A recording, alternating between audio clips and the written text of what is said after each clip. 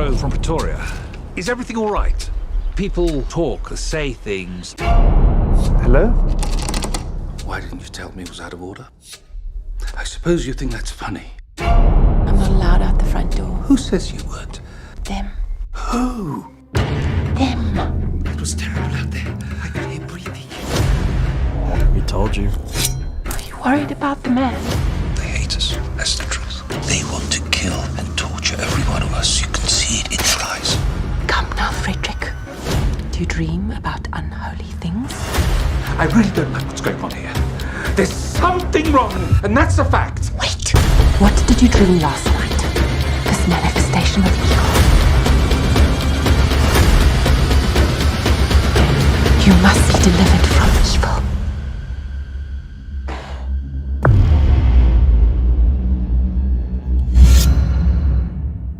You are here because I need somebody to trust.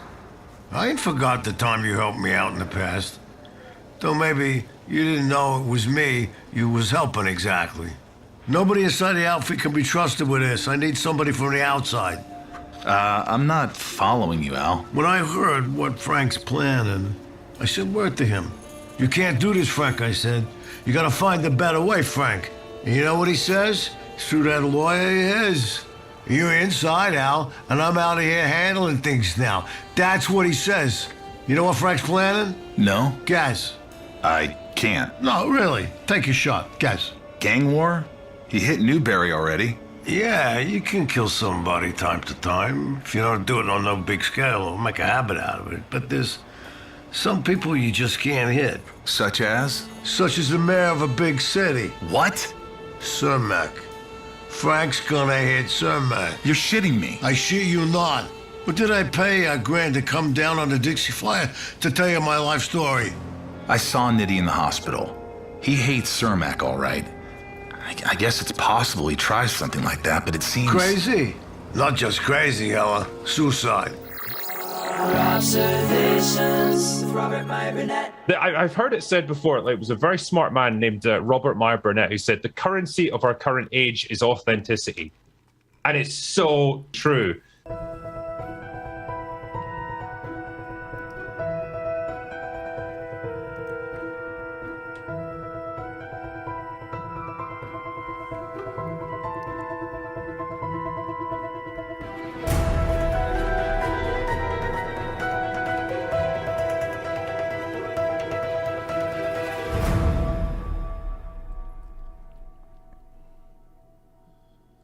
Well, greetings, imagination connoisseurs. Once again, it is I, your Duke of Dope Discourse, your master of fun and wonder, your viceroy of verisimilitude, your sommelier of sci-fi and cinema. Some call me the collector. Others call me the evangelist of the imagination. Others, actually John Campia, called me the existential Mr. Rogers. What that means, don't know. But I am Robert Meyer Burnett, and I'm, of course, Rob casting at you. You imagination connoisseurs from right here in the Robservatory. This is, of course, Robservations episode number 1016.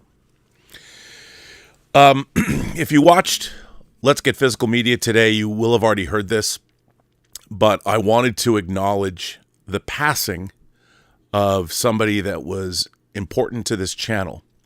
You might have known him as Xevious, otherwise known as Christopher Roberts. And I encountered the very talented Christopher Roberts back in 2020 when he contacted me and asked me. He said he worked for the channel. He watched the channel and would like to do some work for the channel if I wanted any artwork.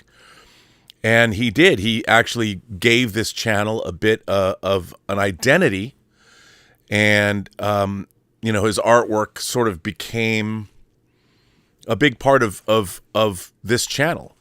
You might notice... This was the original artwork for Let's Get Physical Media. This is Christopher's work. He also created this image of Elizabeth when we were doing Whining About Movies. The Ace, the arbiter of cinematic excellence. And as you've seen this a million times, he did this drawing of me as the sommelier of sci-fi.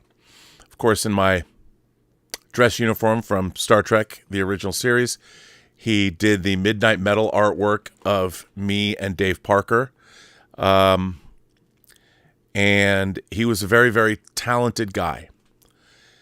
And I think it was 18 months ago, he contacted me and he told me that he went in for a dentist's appointment and they literally found a hole in his tongue. And when he found that out, he knew he had to go in for a diagnosis and he knew he wasn't great. And he went in and found out he had cancer, and they had to remove about half of his tongue and a lot of his jaw. And I stayed in pretty close contact with him as he was fighting the good fight, which he succumbed to. Christopher has passed away. But he also did the theme music for Let's Get Physical Media. But I would be remiss if I did not acknowledge his great contribution and his great talent to not just this channel. Before he did any artwork for me, he did some artwork for Jeremy over at Geeks and Gamers. And I wanted to share some of his other artwork with you. He and I both had a love of 80s music. Here's his Let's Dance era David Bowie, Susie Sue from Susie and the Banshees, Prince, I think from the halftime show at the Super Bowl. Here's a sketch of Princess Leia he did. Shot of the Enterprise D, obviously. Nancy Crater, the character from the very first episode of Star Trek ever broadcast, The Man Trap, broadcast in the United States on September 8th, 1966. Here's Sean Connery from The Untouchables. Eric Draven from The Crow. Here's a very cool piece of artwork from Aliens. I love the fact we all know what this is from. You know, the dropship with the sunglasses. We're in the pipe. 5x5. This is the Nostromo from Alien as done as if they used the Chris Foss. If you know who the science fiction illustrator Chris Foss is, this was very cool. Very, very cool of Christopher to do this. Here's a piece of artwork from Battlestar Galactica. Snake Plissken from Escape from New York. This is a really interesting take on Mickey Mouse. I love that. Donald Sutherland, after Donald Sutherland passed away, he did that. And he also did, I talked about the cover, the anthology that we're going to do. We are going to have the short story competition for the book, The Imagination Connoisseurs. He actually did a cover for it, which was this. He also was doing some storyboards for a screenplay that I've been working on for quite some time, a dream project. And one of my dream casting people is to have Kurt Russell play the lead. So he was doing storyboards in the 1:39:1 aspect ratio. And here's Kurt Russell as the main character. Here's Kurt Russell reading a holographic Los Angeles Times. Here's another angle of what a holographic Los Angeles Times would look like. In my mind, it would be projected out of a smartphone, and you could turn the pages, things like that. And the antagonist in the movie is, I would hope, to be Richard E. Grant. And Richard E. Grant plays a television evangelist who is not a good person. And here's Richard E. Grant as the television evangelist. And again, these are actually storyboards from the opening scene in the movie.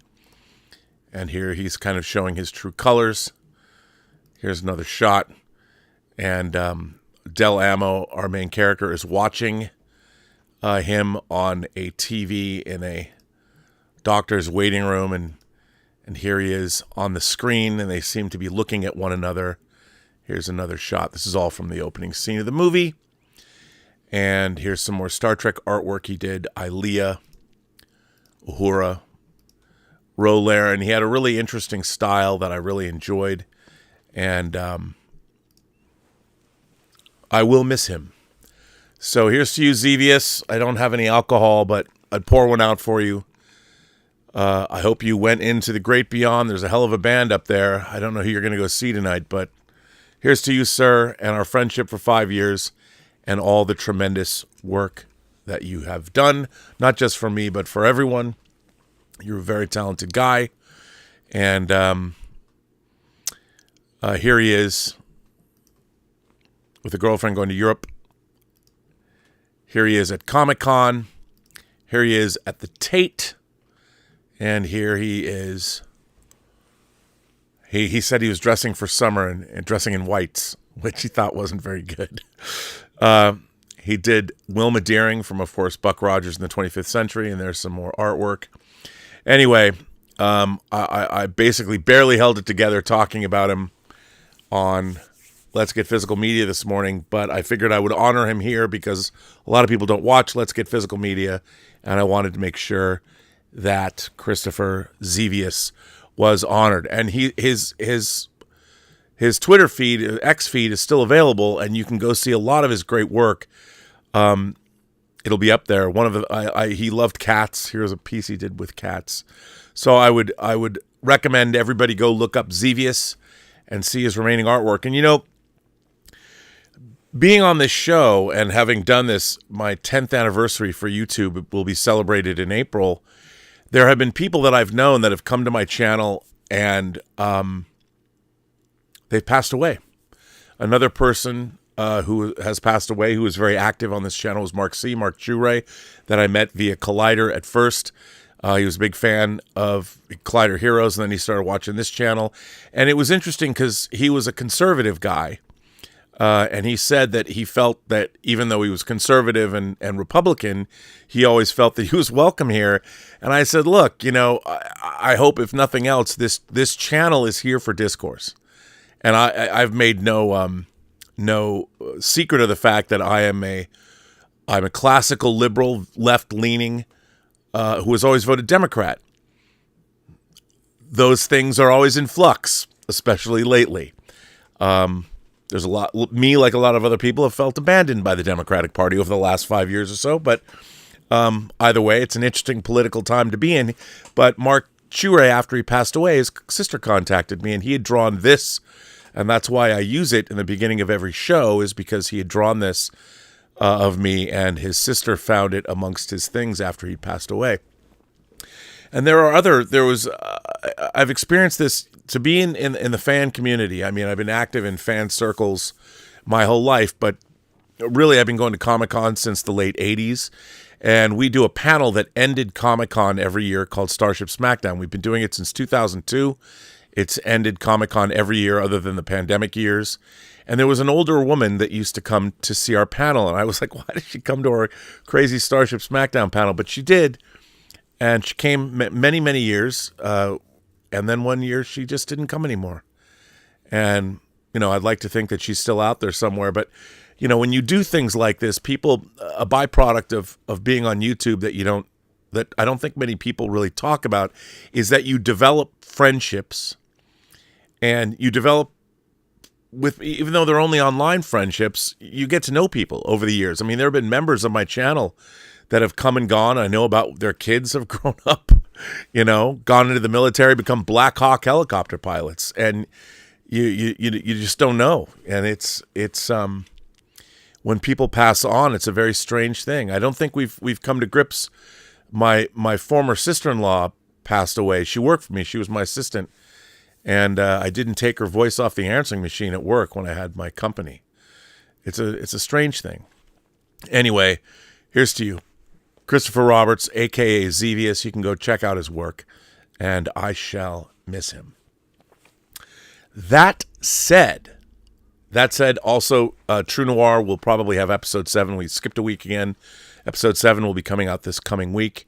And then we're in the home stretch. So then we'll get all those perks out for everyone who donated on the Kickstarter. We have to finish it before we can get the perks made, but they're going to be great. The Blu-ray is going to be great. Everything is going to be great. So you heard a snippet. If you're interested in subscribing to the audio drama, you can do that at truenoir.co. So check it out. Now, before I jump into this discussion of Captain America, Brave New World, as you might know, I have some articles. There's 3 articles I want to read tonight, along with the tip link. If you want to use the tip link, you don't want to use Super Chats or whatever, you can use the tip link. The tip link and the 3 articles I'm going to read, so you can follow along, are always in the description. The articles are always in the description of the show. And the first thing I want to read, these articles are all about genre. And I wanted to talk about genre as it relates to IP fiction. And, you know, to me, genre is like if you like crime thrillers or detective stories are a genre. Romance is a genre. Sci-fi is a genre. Horror is a genre.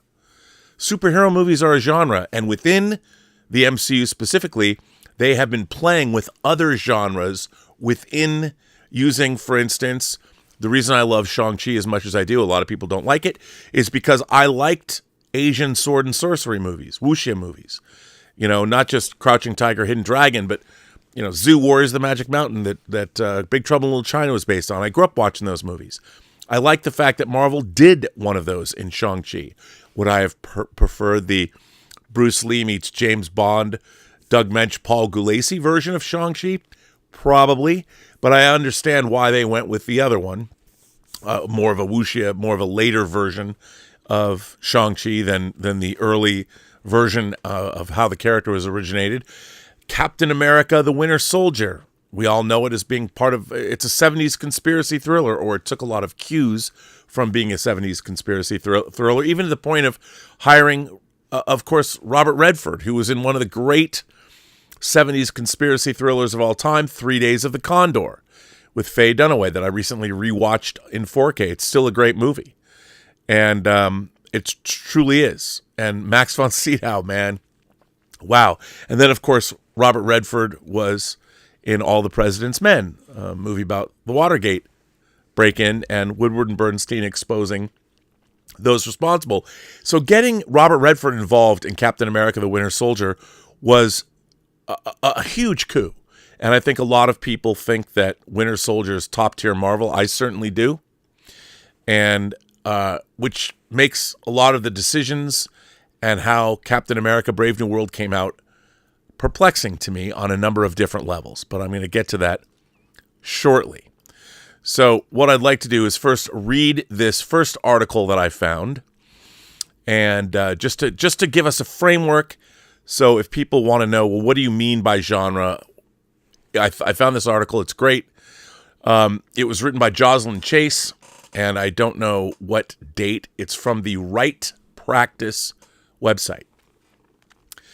Have you ever wondered how the elements of story impact your book's genre? Let's replace movie with book. Do some elements of story have a greater importance in a book because of the book's genre or movie genre? I can think of several times when I've gone to a restaurant and been served something so delicious that I chew slowly so I can experience how each of my senses is impacted by the food, from taste to smell to sight. Now, I have often called books delicious or movies delicious, so I related to this. The level of importance the elements of story have on genre isn't so different. We all have certain tastes, factors that appeal to us in different ways on our taste buds, and it's the same with our reading preferences. I came to understand this in a profound way when I worked for our local library system. Readers crave certain flavors, and genre helps them define what they like and discover more of it. How the 5 elements of story vary in level of importance because of the genre may impact your perspective, and in a good way, for writers trying to satisfy their target readers, or filmmakers trying to satisfy their target viewers, or studios trying to satisfy their target audience. In my last article, Book Genre, Why Figuring Out Your Genre Will Help Your Story Succeed, I explore the reason genre is so important to readers, writers, publishers, and marketeers. I also pointed you to some resources to help you learn more about the genre. One superb way of studying genre is to focus on the obligatory scenes and conventions inherent in each genre. I remember how excited I was when I discovered Sean Coyne's book, The Story Grid. By the time I finished the first chapter, I knew my life as a writer was going to change in wonderful ways. The podcast is fabulous too. As much as I highly recommend studying these aspects of genre, in this article I'm going to take a different approach by looking at genre according to the story's components. The 5 elements of story to include in your book or movie, and consider when determining genre. For the purposes of this article, I'm going to focus on the 5 components that go into every story. Number 1, the plot. By plot, I mean the order of events that create the rise and fall of tension as the story progresses. This is where you'll see those obligatory scenes make an appearance. Ask yourself, what is the story arc of my plot? And how does this move the action of my story forward? Setting. The setting must be well developed through the 5 senses, the opinions and the emotions of the POV character. Say, Captain America, if he is even the POV character, but in Brave New World, is he? Setting is also one of the elements of story that is important in making your story unique. Consider how the surroundings of your character's world can impact their actions and decisions. Yes, you really should. You might also be interested in how to sketch setting. Oh, I don't even know what that is. That's a Scrivener, which is probably a program. Ask yourself, how is my story similar to others in its genre, but differs in setting? Why does this setting attract the readers of my genre or watchers of my genre? Characters. The important characters in the story need to be memorable and engage the viewer's emotions. In addition, the viewer should not be in doubt about whose story it is. Knowing the difference between what makes a protagonist, an antagonist, and supporting characters can also be directly related to the genre. Character development is crucial to any story, and undoubtedly one of the most important elements of story, and this is what makes your viewers of your genre care about your movie. Ask yourself, how does the story arc challenge my protagonist, and why do my protagonist's wants and needs directly in conflict with the antagonist? Style. This is how you put words on or images on the screen. It has to do with factors like scene length and structure, thick or thin direction, vocabulary, types of details, and imagery. Style is one of those elements of story that is difficult to teach, but a good trick involves focusing on scene length variation. For instance, Dr. Seuss had an extremely unique style that made his books timeless, which you might be interested in learning more about by reading the linked post. Ask yourself, how do my scenes vary in length, and how does this support and develop a voice appropriate for my genre? For example, thriller suspense books will usually have shorter sentences, and there's a higher action in readers of this genre naturally look for fast-paced reads. Voice, and here I mean character voice, rather than the author's voice. Surprised you, didn't I? I believe you can create character voice by various means, whereas author voice comes through best when you're not trying to control it at all. Like style, voice is one of the elements of story that is hard to teach. Ask yourself, how do each of my characters sound different from one another? Why do their unique voices support the tone and depth of my book's genre? The 5 elements in action. When considering your movie's genre, these 5 elements of story come into play in different ways. Now let's take a look at some popular genres to see how they add up. Romance. Romance is probably the biggest genre in terms of sales, numbers of books, and the readers who read them. It produces a massive amount of bestsellers and features a myriad of subgenres which may slightly adjust the balance of these components. In the romance genre, character comes first by a long shot. Readers or viewers must fall in love with the characters as the characters fall in love with each other. The second component is plot. Leave out an important obligatory scene like the meet cute or the first kiss or the proof of love, and romance readers will bring out the pitchforks. Readers or watchers of your genre want these moments, and it's your job as the writer of this genre to understand not only the important elements of story like plot, obligatory scenes, and conventions, but also how to apply them into the plot and structure. Setting comes next, followed by style and voice. These last two are roughly interchangeable as to importance. If you're determined to write romance, be careful not to overemphasize setting, style, or voice. Doing so will kick your romance into another genre, such as literary, which is strictly defined by its more descriptive, melodic prose, or historical fiction, basing setting and plot on something real in history. One more thought, romances must include a happy ending. Don't forget this. Mystery, which is the genre I'm currently working in.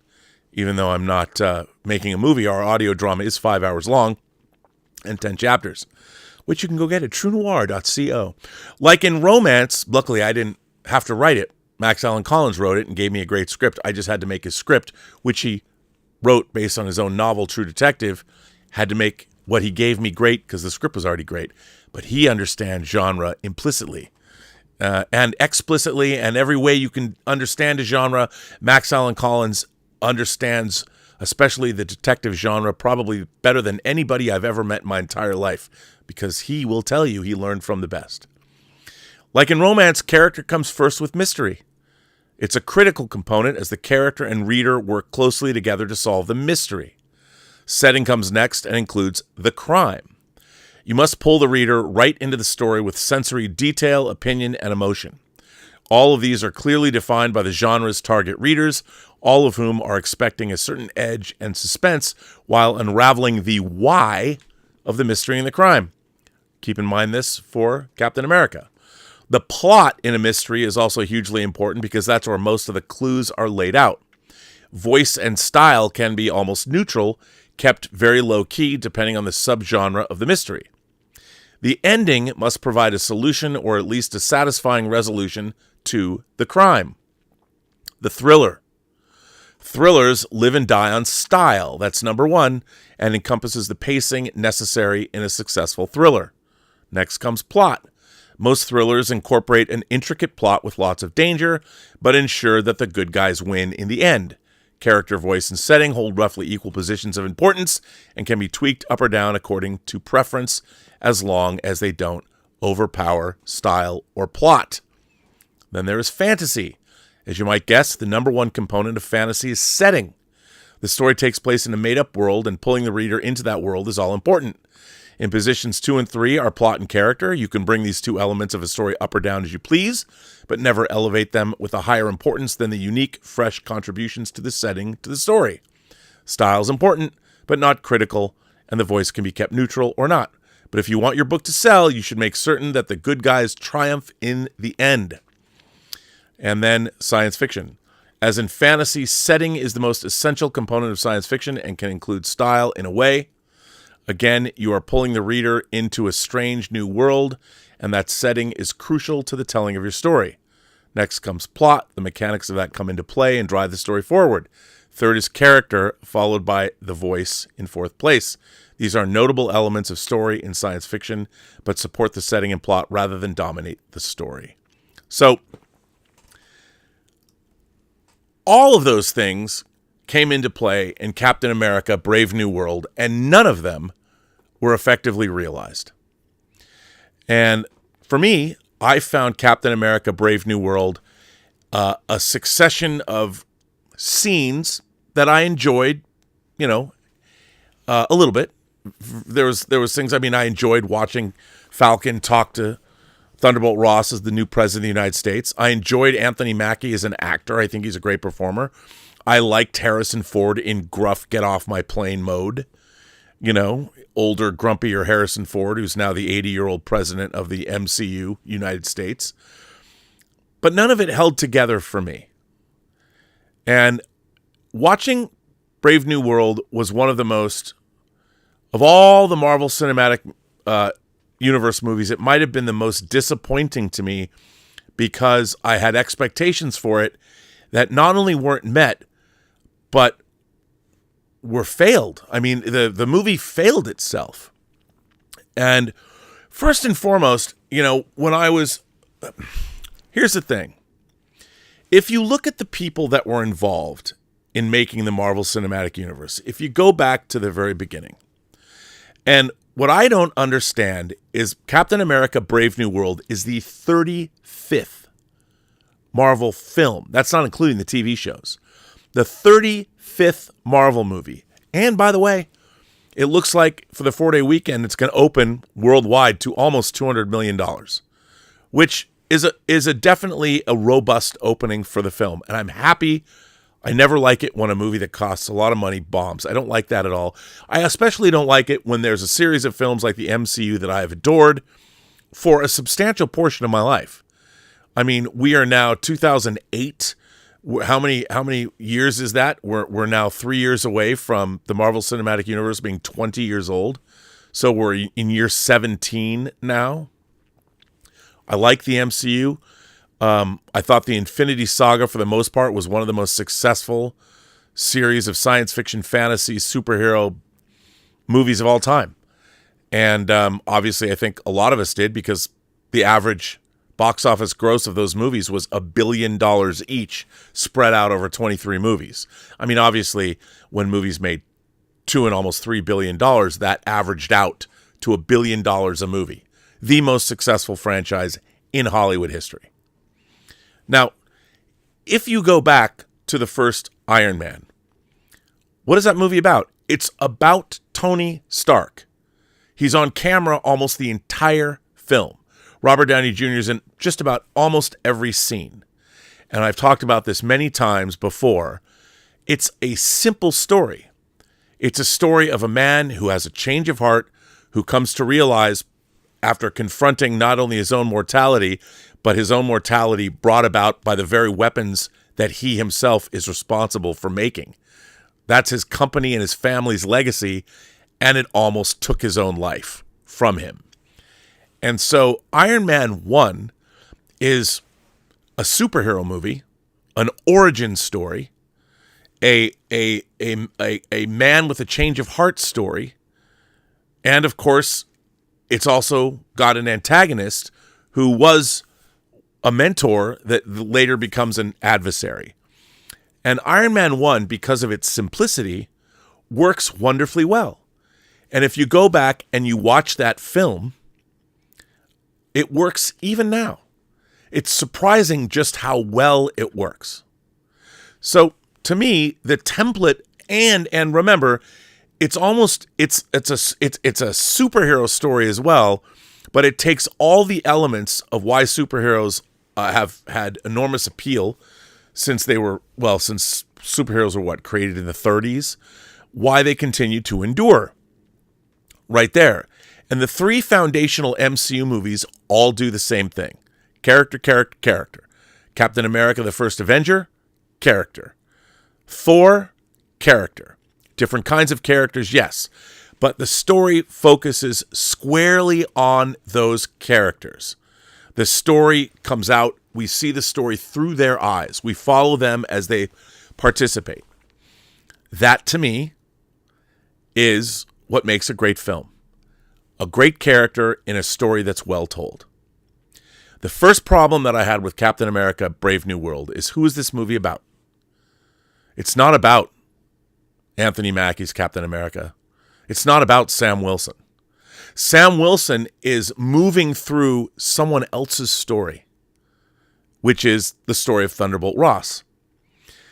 It's not Sam's story, because Sam doesn't want anything. Sam is just reacting to everybody else's desires, mostly Thunderbolt Ross, President Ross. And he's constantly playing catch-up, trying to figure out what's going on. But the problem with Brave New World is it doesn't know what's going on. What's going on in this movie? And when I was watching this, it made me think about the genre of thrillers, specifically political thrillers, action thrillers. And some of my favorite, I love a great political thriller. I love the genre. One of my favorite movies of all time is John Frankenheimer's The Manchurian Candidate. And I'll tell you something. John Frankenheimer, in his banger period, as I like to call it, in the 60s, Birdman of Alcatraz, 7 Days in May, which is another incredible political thriller. 7 Days in May and The Manchurian Candidate are two of the greatest political thrillers ever made. No one should make a political thriller without watching those two movies. No one. And if you haven't watched them, you have no business making a political thriller. Now, and those are in the 60s. He also made one of my favorite science fiction movies in Seconds. He also made, a great, no, it's not really political, it's a World War II movie called The Train that stars Burt Lancaster. You should watch all of John Frankenheimer's 60s films. You really should, because they're all great, and they're all wildly entertaining. Beautifully photographed. Black and white films. I know, don't let black and white put you off. Wait till you see how Seconds is shot. Now, here's the thing about political thrillers. There are certain things, obviously, there's politics involved, so there's usually governments involved, and there's usually something nefarious going on. Now, the great thing, and here's the thing, Marvel already made an incredible political thriller in Captain America: The Winter Soldier. After the origin movie, You've got Captain America, the Winter Soldier, and that movie is going to define further how we see Captain America. It's also the movie that introduces the character of Sam Wilson. So you can also say it's the origin story of Sam Wilson. We learn he's a soldier. We learn he's a good man because he works at the VA. He becomes friends with Captain America. And Anthony Mackie is endearing to us from the get as Captain America and he are jogging around the mall in Washington, D.C. As a matter of fact, one of the great callbacks, I would say, in my estimation, in cinema history, is when Captain America is lapping Anthony Mackie and always saying, on your left, on your left, on your left, and he gets frustrated that he has to watch. He's a virile, strong, handsome man, but when he's watching Captain America lap him, he realizes, I can't keep up with you. Cut to the end of Endgame. When that Alan Silvestri's Portals music comes on your left. Even more so than Avengers Assemble. I mean, it's cool, but he whispers it. And when you hear on your left, we know what's coming. It is a moment you cheer. It's a moment that's been built up over almost a half decade, and you're there. Everyone is with Sam Wilson. We all love Sam Wilson as the Falcon. Now, whether you agree that Sam Wilson should have been made Captain America or Bucky should have been made Captain America, Bucky should not have been made Captain America. He was sorry. I'm sorry what his past did to him. It was a bummer, but you can't make him Captain America. The relationship that Bucky and Sam had, it was great, but the relationship that Steve Rogers and Sam had was better. And it makes sense. Now, the first thing I know everyone's going to ask themselves, we've been talking about this just over and over again, it would have been an easy fix. Anthony Mackie not having the super soldier serum does not make sense. The fact that he can throw around Captain America's shield and catch it as it's bouncing off, as it pinball-like bounces around everything, it doesn't work. It shatters verisimilitude. There is no way. We all know what physics is like. So the first thing, what I would have asked of the writers of this movie, and when you make Sam Wilson, here, let me give you a little writing lesson. Remember, I always say that in all the great fantasy or science fiction movies or horror films, you get one ask. You get one ask. Well, the great thing about the MCU is we've had 35 movies that have already each got their asks. So we're there. We're willing to believe a whole shitload of fantasy. But as much as you believe in Thanos snapping humanity away, as much as you might believe in Arishem the Judge coming to Earth, as much as you pick the Rocket Raccoon, pick your poison. You know what we don't believe? In all of the fantasy, in 34 movies, you have not made us believe that Sam Wilson could wield that shield. That is number one. I know people are like, come on, Rob. No, because the physics of it only work if you're a super soldier. So you can throw that shield. It's a heavy vibranium object that the sheer force of it when you're trying to catch it, even if you have a Wakandan armored suit, you have to throw that. Any human being, pick up something like that and throw it and try and catch it. That's one problem. Then we've already established that Sam Wilson's can fly. His suit, we buy it. That's why he's Falcon. We buy into Red Wing. We buy into all of that. What they did by making his suit in this movie, it's Wakandan armor, that was supposed to be, you're supposed to buy into that. Okay, that helps me buy into the fact that this armor is somehow believable. Okay? No. Because the armor now is invincible, almost, even though it gets, spoiler alert, gets damaged, yes. But the way it's cutting through the wings of airplanes and doing everything that it shows, you've shattered credibility. All of it could have been fixed if Steve Rogers was, if Sam Wilson was a super soldier. But neither here nor there. Even Tony Stark had to build a Hulkbuster to take on the Hulk, and that was only a stopgap measure. It wouldn't have lasted that long. I mean, again, believable. Why? We could have done something like that. But that wasn't the real problem with the film. The real problem with the movie is its plot and story make no sense. Now, I understand it has a patchwork quilt. It was we don't know exactly, 3 times, 4 times. It was probably an ever-evolving process. But all the writers and the director of this film, which is inexplicable to me, were way out of their league. None of them had worked in the genre of political thriller, and or had worked on fantasy films at that level. And neither had the director. And I would be surprised if they all had any working knowledge of any of the great conspiracy thrillers or any of the movies that have been made. Political. There's lots of political thrillers going on. The Diplomat, really like that show. There's all kinds of political shows on Netflix and the different streaming services. Right now, there's a really interesting thriller. I'm really enjoying Paradise. It's terrific. It's 5 episodes so far, but I don't know how many episodes the first season is, but really, really good. Definitely, there's a little bit of science fiction in there, but mostly it's very political. Totally buying into it. Now, when I was watching The Winter Soldier, Brave New World, but The Winter Soldier too. When I was watching Winter Soldier, I thought to myself, when I was watching Brave New World, as it was moving along, I was thinking to myself, there is a movie that they should have followed in terms of plot. And it's Tom Clancy. He wrote the book. I couldn't not help but think of Harrison Ford. Harrison Ford, the character of Jack Ryan, becomes president of the United States in the book Executive Orders. But what I'm speaking about is the movie Clear and Present Danger. Clear and Present Danger is the 3rd Jack Ryan movie after Hunt for Red October and Patriot Games. This movie was Clear and Present Danger. And I kept sitting there thinking, even to the point where the Donald Moffat character as the president, you have everything that's in Clear and Present Danger was sort of in Brave New World. Even the structure, it was just Brave New World was done badly. Because the question you have to ask yourself is, what does Steve Rogers want from, what does he want Sam Wilson to do?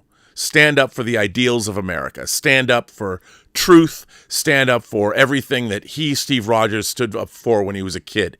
He believes that Sam Wilson was the guy to do that. Okay. What does he want in Brave New World? What's his story? Honestly, I don't know. I mean, can he live up to being Captain America? Well, at the beginning of the movie, there's certainly none of that going on. Now, if you think about what's happening in Brave New World, we've had 35 Marvel movies, which means the audience is with you. We already know so much about what's going on that we'll follow you into that world again. We will follow you. We will go where you take us. But like the article about genre says,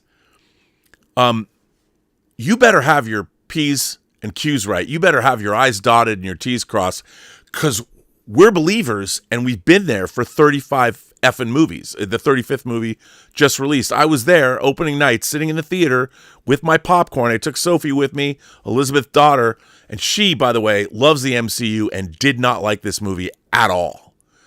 And if you've lost the child audience, even though she was like, she was perplexed. She's like, what was going on in this movie? I had to explain to her what was going on, and she's watched the Marvel films.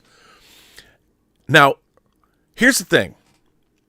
If you watch Clear and Present Danger, the opening scene, there's an inciting incident where the Coast Guard finds a boat and everybody on the boat is murdered. So there's a mystery there. And one of the people on the boat was the president's friend. And the president is angry because it's the drug cartels, and the president launches basically an illegal operation to go take out these big cartel leaders. Sends the United States military down covertly, led by Willem Dafoe's John Clark character, to start taking out, to wage basically an illegal war on the cartels. And Jack Ryan uncovers this and has to go down. And there's all different kinds of players. There's the evil drug lord. There's his henchmen, Joaquin de Almeida. And if you look at this movie, it could have been, if you just follow the structure, the perfect structure for Brave New World. Now think about it. In this movie, Brave New World, it's called Brave New World. In the movie, we have India, France, and Japan. India, France, and Japan, who are trying to negotiate a treaty about who is going to get mining rights to mine the Celestial that came out of the ocean at the end of Eternals. First of all, why? Why does they're treating, it's in the middle of international waters in the ocean. And if it's Brave New World, where's Russia? Where's China? Why is China conspicuously absent from the movie? So because China's not there, they have to turn Japan. Our president's going to come to loggerheads with the Japanese prime minister because they're looking for mining rights for adamantium. If adamantium is the strongest substance known to man, how can you mine it in the first place? I know people were saying that online. But I'm watching this and I'm thinking, none of this makes any sense without China being involved, without Russia being involved. The entire world, it's called Brave New World. And there's never any mention of the Celestial emerging, that there's literally a gigantic godlike being coming out of the ocean. And anybody who looked where it was coming out of might figured out, any scientist or geologist talking about, well, somehow if this creature, when it was emerging, it almost cracked the world in half. And then after that happened, Arishem the judge shows up and says, I'm judging the planet. Nobody mentions any of this. Nobody talks about the fact that this Celestial coming out of the earth, it was coming out of the earth, I guess, it was, if you see it, it's huge in the movie. It's huge. None of the early warning systems around Earth saw this thing happening. Nobody mentions, they call it Celestial Island. So somebody knows it's a Celestial. How do they know that? Somebody must have told them. And they called it Celestial Island. Why not Tiamat Island? They know it's a Celestial. Does that mean the world knows what Celestials are? And if the world does know what Celestials, that they're out there, is anybody fearful that Arishem is going to come back and judge humanity? It's not even brought up. And in my mind, as an astute MCU viewer, I'm watching this thinking to myself, somebody must, in passing, must talk about the fact, no, they wanted to introduce adamantium, which I can't believe was in the original version of the script. That must have been something they came up with, a rewrite, and it's like, okay, it doesn't look to me as big as this island is. Wouldn't there be enough adamantium to go around for everybody? And who's granting mining rights to whom? Who owns that island? If it's in international waters, I know these are little things, but as an astute viewer, in my mind, I have many questions. And why is this summit happening at the White House? We're in the United States. I would think that if Japan wanted to set up mining operations on that island, they could just go do it. Who are we to tell Japan what to go do with itself? That island's a damn big island. It's huge. And wouldn't the Chinese already be there? In fact, where are the Chinese in the MCU at all? It's so conspicuous that nobody mentions them, and we just get India, and yet France, Great Britain's not involved, Russia's not involved, the Germans aren't involved. And I'm looking at this bargain basement. We got the Indian prime minister and the French prime minister and the Japanese prime minister and no one else. There's what? We have a planet that has suffered the Thanos snap and now has a Celestial that could have cracked the planet in half and has Arishem the judge. And if we know what Celestials are, do people know what the Infinity Stones are? How would the knowledge of Celestials affect the religions of the world? I mean, I know I'm asking a lot, but when I'm watching this movie could have, if there were astute writers that understood the genre we were working in. I mean, they're now, and I still don't know, at the beginning of this movie, they're looking for adamantium, and you have the leader, you have the buyer, and in it, we're now referring back to Thunderbolt Ross, to the Incredible Hulk with Ed Norton 17 years ago. And I'm asking myself, okay, so now Thunderbolt Ross is not talking to Betty. He's not talking to his daughter. He's taking these pills, Now, here's the thing, and I had a question as I'm watching this movie. He's making it a secret that he's taking these pills. And I know they look like nitroglycerin tablets or whatever. But in the beginning of the movie, like, we already know that he's going to turn into the Red Hulk. We know this. So in knowing that he's going to turn into the Red Hulk, I'm like, does he know he's going to turn into the Red Hulk? Like, he is taking these tablets. Now, he just apparently, when you get to the end of the movie, he doesn't know. He doesn't know that he's the Red Hulk. He doesn't even know what the leader, like, he's just taking these pills. He's got the leader on ice doing all this stuff for him. You know, Tim Blake Nelson is the leader, and he's like in his little lair doing lair stuff that, like, and then there's the adamantium. I mean, I still don't understand. Well, I'm going to go buy adamantium. It's not like that, like, they don't say that there's a limited amount of adamantium on Celestial Island. I'm waiting. As an astute viewer, I'm sitting there going, okay, all you are doing, in my mind, is making me ask questions about this entire situation. Why can't anybody go to Celestial Island and mine adamantium? I mean, seriously, just get an exhibition, or not an exhibition, get an expedition and go to the island and start mining. Who's going to stop you?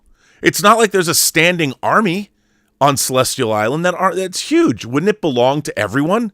It's literally from the center of the earth. Why would anybody have a claim over it? I would think it would be like Antarctica is now. Wouldn't it be? And so this movie, as I'm watching it move along and unfold, it's so half-baked. Again, I go back to Clear and Present Danger. Why can't Isaiah Bradley and Sam Wilson have the relationship that John Clark and Jack Ryan had in Clear and Present Danger? Why isn't Isaiah Bradley? I really did like the relationship Sam had with young Falcon. That was good too.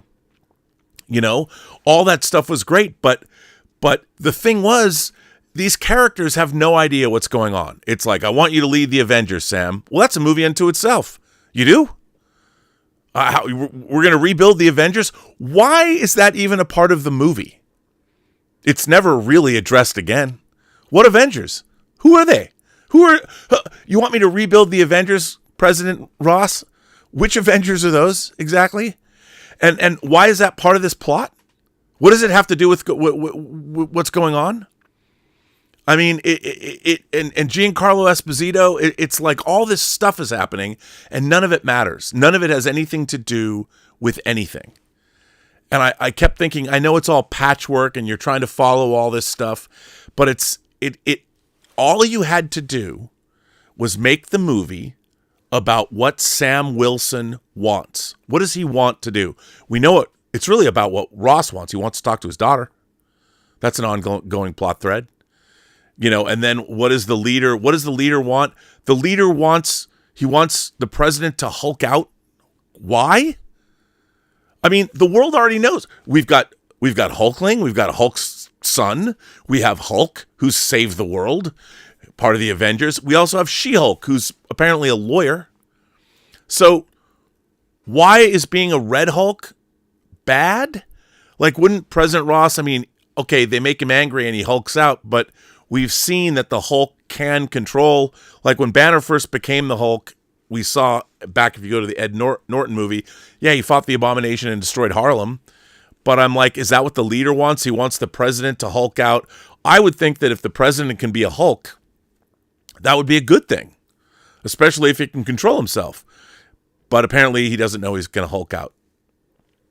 Anyway, when I'm watching this, it was very apparent to me that the people writing this movie didn't really understand the superhero genre. They didn't understand the political thriller genre. They didn't understand the fantasy aspects of, say, Celestials. They didn't understand the science fiction elements of this story.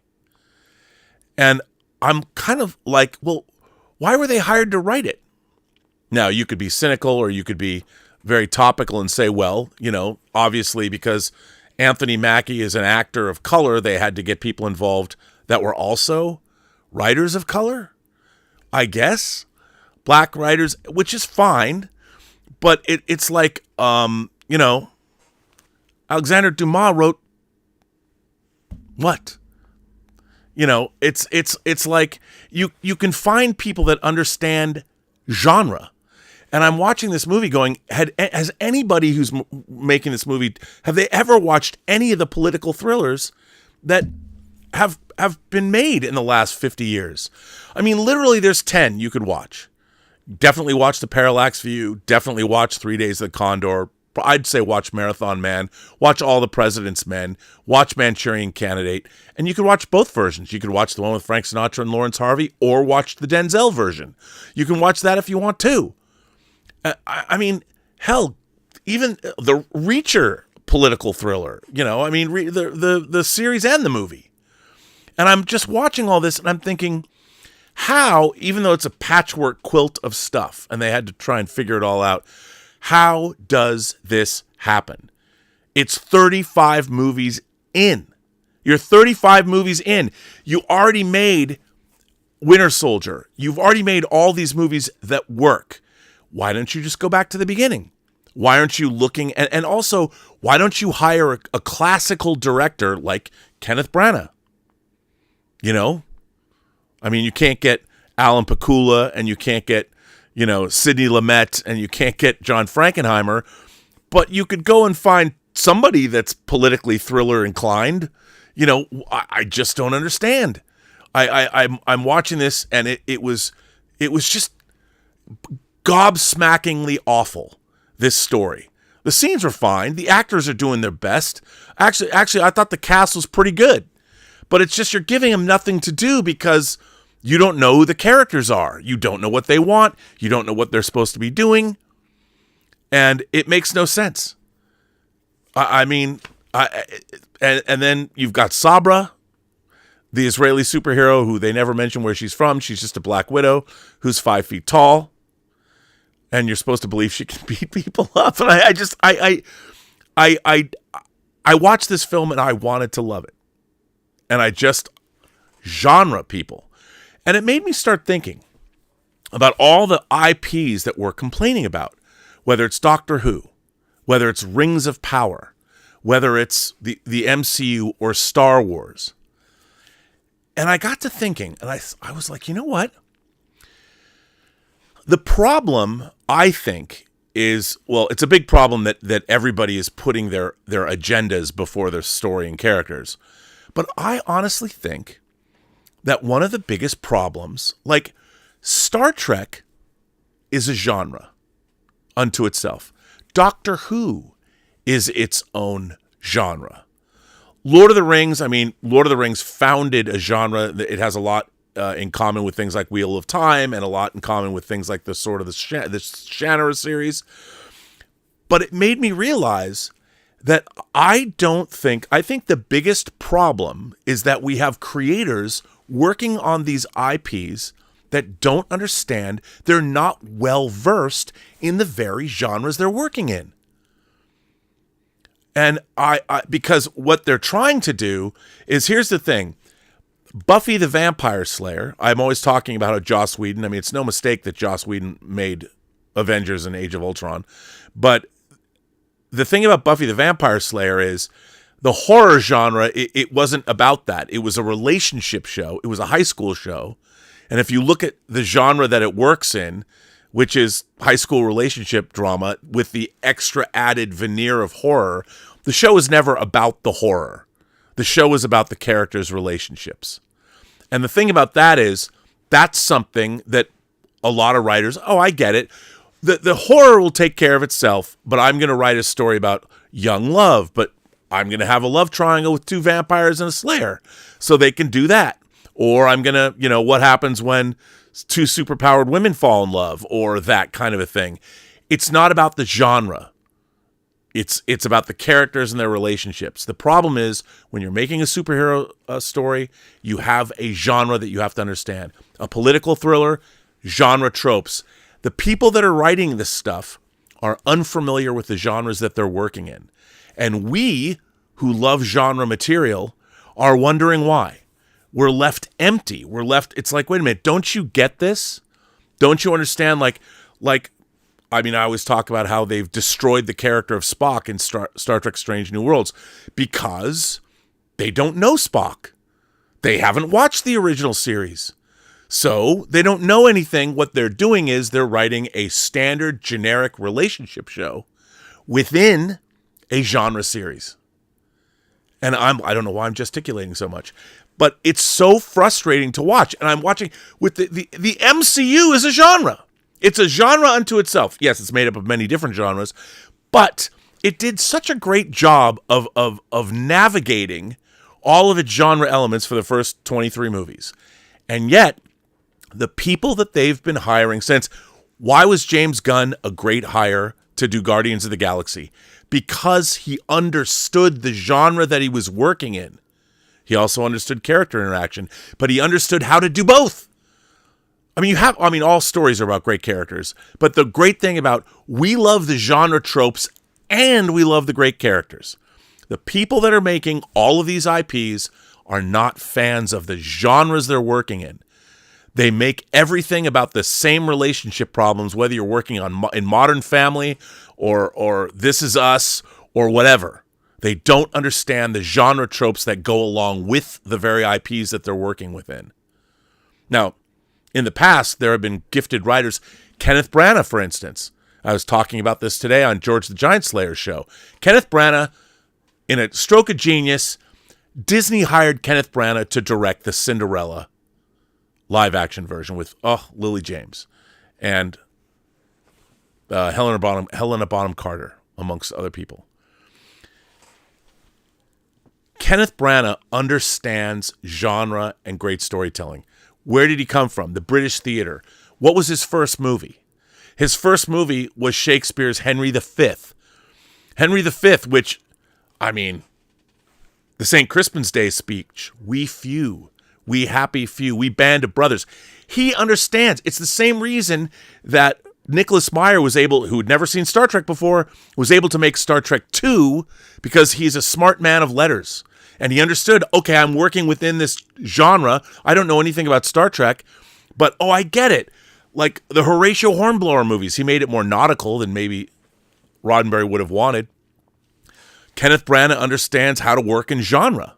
He got it. He understood. But when he makes Cinderella was very Shakespearean. And then when they get him to do Thor is Shakespearean in a different way. And he gets it. He nails it. What happened to that? Why aren't they finding directors and writers who, directed Henry V as their first fucking movie? This is not about anything other than people that understand storytelling and the genre that they're working in. And it's driving me insane because I love genre fiction. I am completely surrounded by it everywhere you look. And I consider myself a student of genre fiction, and I've been involved in consuming it since I was 5. I didn't go to college and study genre fiction because I've been studying it literally since I was 5, whether it's science fiction, fantasy, horror. And I don't understand why the biggest problem, and I think part of it is, people don't know anymore. You have to be educated in genre fiction if you're going to work in genre fiction. And what's happening now is they're hiring people that are unqualified, not just through their skill set, but they don't know what they're working in. They don't know about genre.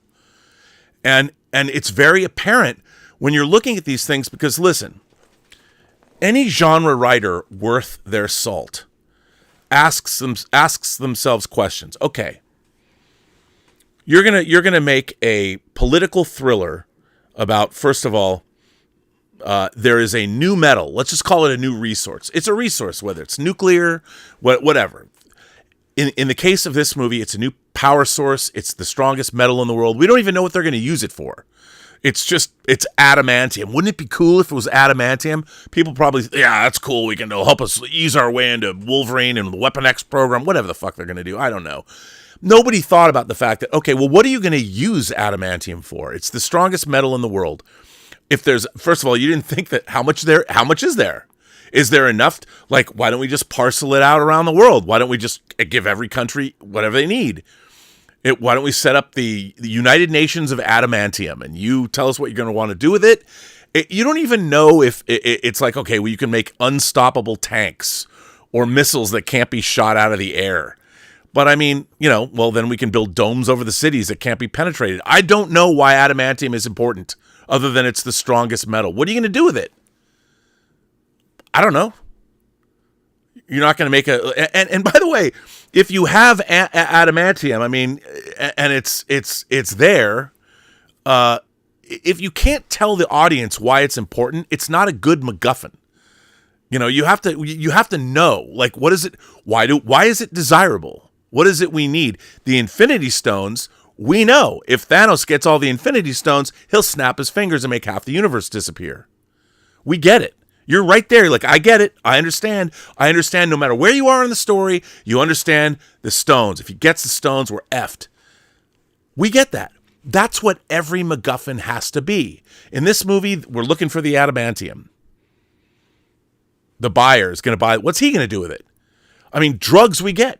We got a big load of drugs coming in. Yeah, I'm going to sell drugs and make money. And drugs on the streets can ruin people's lives. I totally get all that. But in this movie, I don't understand why any of this happened. And I'm watching it going, so? You didn't give me a reason. And not only that, it should all be uncovered. There's no mystery there. It's like, well, there's adamantium. And at the same time, I was waiting for, well, why don't we go put back the Avengers? And wouldn't there be, like, imagine that. Like, you make a Captain America movie where he's been given a task by President Ross. I need you to rebuild the Avengers. And the first thing Sam Wilson would think is, I don't even know where they are. And then suddenly all these forces start coming into play to prevent him from doing just that. I mean, that would have been far more interesting. And Sam Wilson has to go find the Avengers, and he has to recruit Falcon and Bradley to help him. And by the way, Bradley might be old and he might have been experimented on, but he's a super soldier. So immediately, like, I'm brainwashing these people. Like, so he's being brainwashed.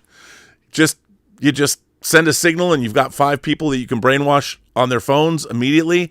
Anyway, let me see what you guys are thinking, because I'm rambling. Wow, there's a lot of people that are want to participate. That's good to know. Let's see what's going on. Wow, there's some good questions here. Okay. MTH says, "Hey Rob, there's a new YouTube channel for you called Fanboy Flicks, hosted by Mark. He reviews terrible films while doing some great comedic skits." Well, that sounds kind of fun, but why would you want to watch somebody review terrible movies if you already know they're terrible? But I'll have to check that out. Stephen Langford says, "It's 1984. What were your thoughts after watching T1 when you walked out of the theater? Also, your thoughts after watching T2 in 1991. Thanks and happy birthday." Steve, good question. Okay, first of all, in 1984, nobody knew who James Cameron was. No one had seen Piranha 2: The Spawning. So going in, Arnold Schwarzenegger was coming off of 2 years before he played Conan the Barbarian in Conan, and it was kick-ass. It was interesting because he had a certain legitimacy after Conan. I mean, yeah, Hercules and the stuff he'd done before that, he didn't have much credibility, but his physicality and his presence in Conan and John Milius's powerhouse direction and the way it was shot and Sandal Bergman and Basil Polidoris's amazing score. You're, fuck yeah, dude, that movie was rad. Everyone loved Conan. So when you go see, first of all, I always talk about movies at scale. Terminator was a relatively low budget movie. $6 million or something? Here's the thing. I went and saw Terminator opening weekend. And is it Brad Fiedel, right? Right? He did the score, that electronic score. When you see the Future War stuff and all of that, and the way it was shot, it's immediately apparent that even though it was a lower budget movie, it was audacious. They just went for it. You knew, some of the effects were a little dodgy, some of the Stan Winston stuff when he's repairing his face. But the movie, you could see immediately that the person, this is a James Cameron joint, if you're a Spike Lee fan. That guy knew how to make a movie. He was in control of everything. He was in control of his shot composition. He was in control of his editorial. He was in control of how he wanted everything to be designed. Because remember, he was a production designer. He was an art director. He did work in special effects. He was coming off of movies like Battle Beyond the Stars and Escape from New York and Galaxy of Terror.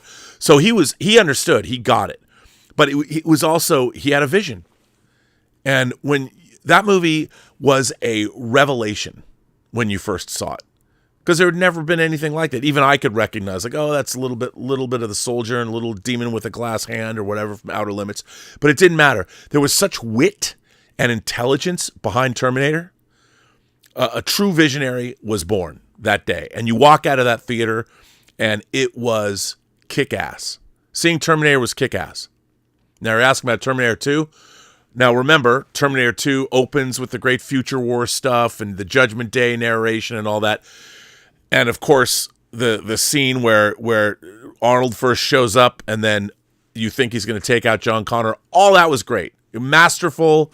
And Cameron had already made Aliens and he'd made The Abyss, so you were expecting nothing less. Terminator 2 kicked ass. One of the greatest sequels ever made. But I like Terminator 1 better. Only because it was a surprise.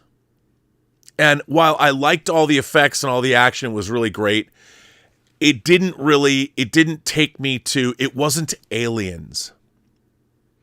I wanted to be transported. It's still great though. You know, I have nothing, everyone loved Terminator 2. It was a satisfying time at the movies. You go there, it's a sequel, and it fucking ruled. It really ruled. It ruled. It was amazing. But Terminator was fresh. No one had ever seen Terminator before. So, Torgo the White just became a member of the channel. Torgo, for those of you who are members of the channel or became members of the channel and don't know, we do member chats every other week on Saturdays starting at 11 o'clock where I get on with you guys and you can come into the member chats and ask me whatever you want. Sonny Dominguez, our king of squirting, is here. 44 months. He's been a member for 44 months. He says, Captain America, Brave New World is a hot topic in the PGS Facebook group. Felt more Red Hulk origin story than Sam coming into his own as Cap. Rolk to save the day in Thunderbolts. I don't know. I hope not. That's interesting. Look, I wanted a Sam Wilson Captain America movie where, and if you've not seen, maybe this is an interesting thought exercise. If you've not seen Clear and Present Danger, it's the second Jack Ryan movie. You don't have to have seen Patriot Games. And in the first Jack Ryan movie, Hunt for Red October, it was obviously Alec Baldwin playing Jack Ryan. But watch. Now, I'm not saying it has to happen exactly the same way. But in terms of the mix of characters, you've got various villains. You've got two good guys. One's kind of a shady good guy that Jack Ryan works with. You have a president with nefarious things going on. But look at its structure. What I'm asking you to do is go watch Clear and Present Danger and look at the structure of how the story unfolds. It goes off into many different directions. You meet many different characters. And it works beautifully well. And it's really satisfying. And there's, within the story, there's, first of all, incredible action sequences. And you watch that movie and you're like, why couldn't? And I'm not saying it has to be exactly like it. What I'm saying is look at the structure and look at all the characters, because there's a lot. And there's a lot going on in that movie. A lot of things. And you're going, that movie was made in the 90s. Why couldn't somebody look at that movie and go, there's our structure. There's our political thriller. Let's emulate that. I would say that if you had seen that movie, you would have used it as a touchstone because of the way that all the characters work and what Jack Ryan wants. Now, when you watch this movie, I want you to watch the film and imagine it's Brave New World. And put yourself and think of Sam Wilson as the Jack Ryan character.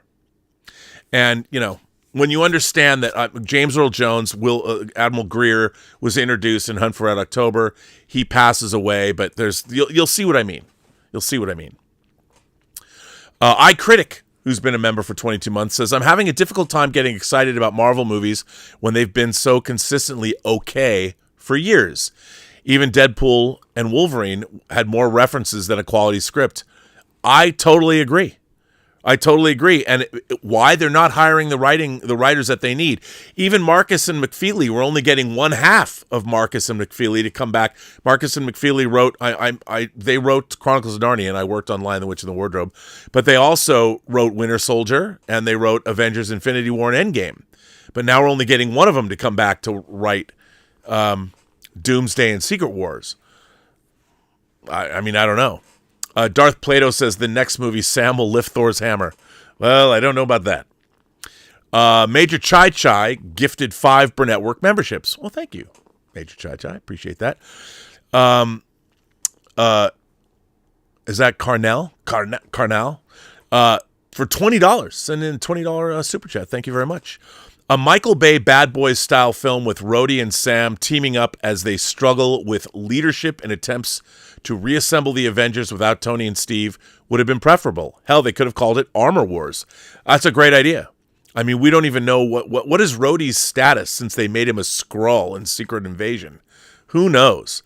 Kevin has been a member for 40 months. But yeah, I mean, that's a good idea. It just it boggles my mind that the MCU, which is so good, that it's just everything, just none of it's working. And if they do, as some people have suggested, retcon Doom in such a way that it's really been Doom pulling the strings, it feels like such a hodgepodge. It's all over the place. Royston S. Bailey says, I think many modern Western artists, not just Hollywood writers, are illiterate and uncultured. All they can offer are pop culture references. Spreadsheet-based executive decision-making, woke politics, writers raised on zero-calorie pop culture diets equals shitty entertainment. Royston, you know what? I agree. And I think it's becoming really apparent that the people that are now in positions to write our great entertainment and our great IPs have only ever seen movies and television. Storytelling is inherently, it began with an oral tradition when we climbed down from the trees because we couldn't write yet. We didn't have language. But all of the greats, if you don't have a literary foundation from which to write from, especially in the genres, I mean, you could say, well, Rob, then, you're saying that you have to read comic books to understand comic book stories. No, you have to read Greek myths and fucking Beowulf. You know, I mean, you've got to go back and read, where do those stories come from? You know, I mean, my God, maybe Christopher Nolan, it'll take Christopher Nolan to do the Odyssey to make people go back and rediscover Homer. You know, I'm sure people are like going to Wikipedia or, well, what's the Odyssey and the Iliad? Why do people say that Sean Bean should be Odysseus? I mean, it's like, it's unbelievable to me. And yet people are working in these things. They're working without understanding the very genres they're working in. They haven't seen what came before. And if you haven't seen what came before, how are you supposed to be effective in creating new versions of these things? Because the audience, let me tell you, we have now reached a place where our IP, the audience is way smarter than the people creating the IP. It's never happened before. Nobody was smarter than James Cameron when he made Terminator. Or The Abyss. Nobody was smarter than him when he made Aliens. We've seen all this. We now have people working in the people that are working on Star Trek, they haven't seen Star Trek. And they're writing this stuff and they don't understand why people are like, oh, Rob, you're just an old white dude, cis male. What do you know about this? Well, you're not writing Star Trek anymore. You're writing the story. You're writing not just Mary Sue, but you're writing some relationship psychodrama that you're setting in the Star Trek universe. So all the Star Trek of what you're writing is terrible. It's terrible and nonsensical bullshit. The people that are writing stuff today, they've never even seen what they're writing in. And it's becoming, as the years go by, and the writers, it's not like we've got people, it's not like you've got writers in their 60s and 70s writing this stuff. You know, you want to have younger writers who have made and I'm not saying that there's some great writing, and there's great television on now. I mean, look, you look at a show like Abbott Elementary. That's a great fucking show. But I wouldn't want the creators of Abbott Elementary to write on an MCU show. I don't think that would work. But that doesn't take away from the fact that Abbott Elementary is a truly delightful show. This Is Us, the guy who created This Is Us, created Paradise. So far, Paradise is a genre pastiche, and it's pretty fucking good. Why? Because he thought about it 10 years before. He had to wait for his cast to become ready and available. He's been thinking about it for 10 years. You look at that show moves not like Lost, where you don't know, you've watched 20 episodes in a season, you're like, what the fuck happened? You get like one revelation a season. Paradise is just banger, banger, banger, banger, banger. It's 5 episodes long, and I'm like, I don't know what's going to happen in the next episode. That's the kind of entertainment I want. The people making that show, they know what's up. But the people working in all of our favorite IPs, it's amazing to me. They don't know. Drives me crazy. And Royston, you're absolutely right. Spreadsheet-based executive decision-making and woke politics. What I don't understand is, when are they going to put together how much money they're losing? Somebody's got to be looking at a spreadsheet somewhere going, wait a minute. We're not making much money anymore. Like the 23 movies of the Infinity Saga averaged out to that's $23 billion. Now, just I want to be clear, that's an average. If you take what all 23 of those movies gross, their total budget, if you look at their worldwide gross and divide it by 23, that's how much each movie made. That's the average gross across 23 films. That's where you get that number from. Jay Bling says, I totally get Kenneth Branagh directing a Thor movie, but what business did he have directing a Jack Ryan movie? Okay, it wasn't Kenneth Branagh. That's a good point. You brought this up. I forgot to bring this up. Yes, Kenneth Branagh directed a terrible Jack Ryan movie. Well, the problem with that movie was the script.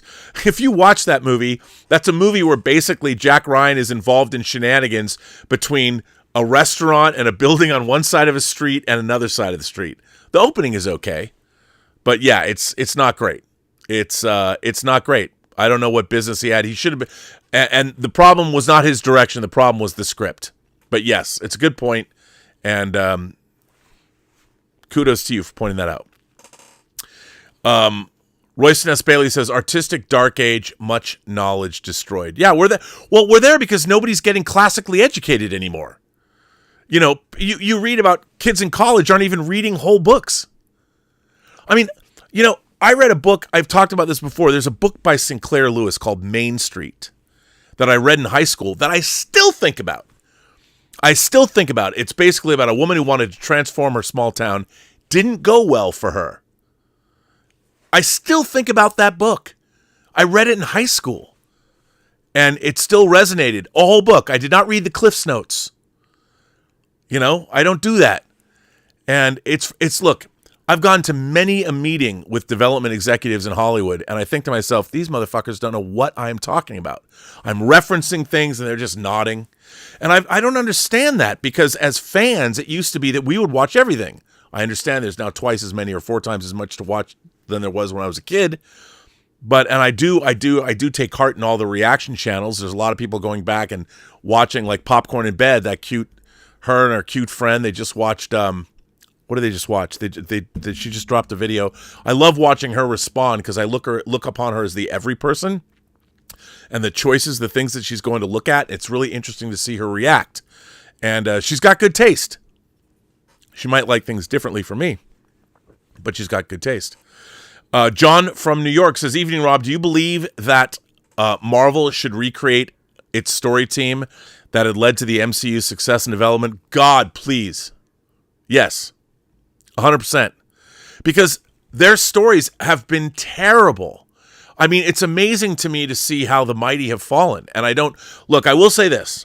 I'll tell you something. I have faith in Terry Matalas and whatever he's going to do with Vision because of the way Data, he's a big fan of Data. And if you see the scene, I can't base, I don't know if it's going to be great. But I think of all the people that can deal with the idea of the vision and artificial life and what does it mean, I think Terry Matalas is the perfect creator. And he has told me nothing. Now that he's working for Marvel, he knows the last person in the world he should tell anything about that to is me. But and I freely admit that. But I think for him as a creator, knowing and being a Star Trek fan and dealing with Data, Data is a good template.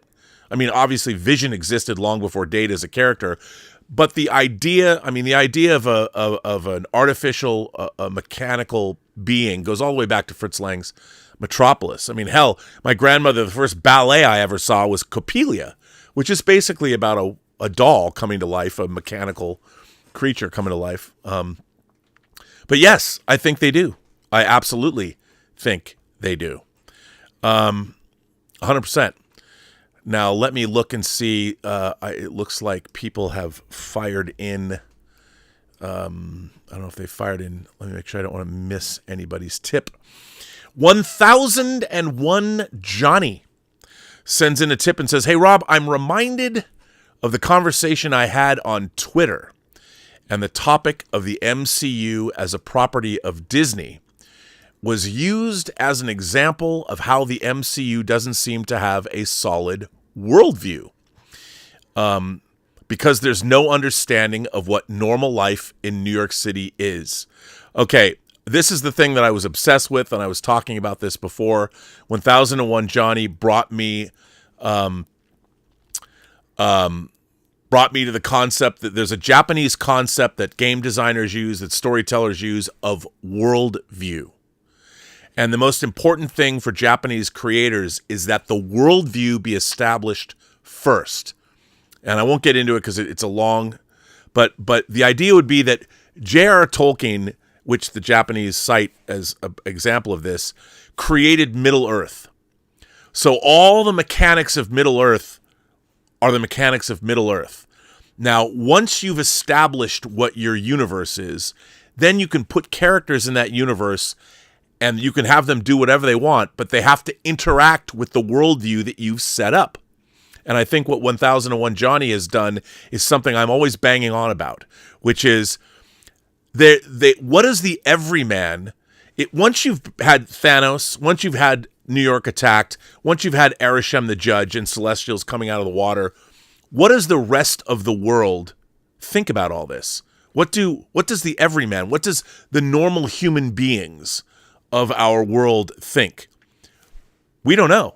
One of the things I think that was really sort of not very good about Captain America Brave New World is it seemed like, well, it's just business as usual in Washington, D.C., and we're looking for resources, and there's spies going, to and fro, and all this stuff is happening, and yet we don't know what the status quo. Apparently, the only countries that matter in the MCU are France, India, and Japan, which is unbelievable.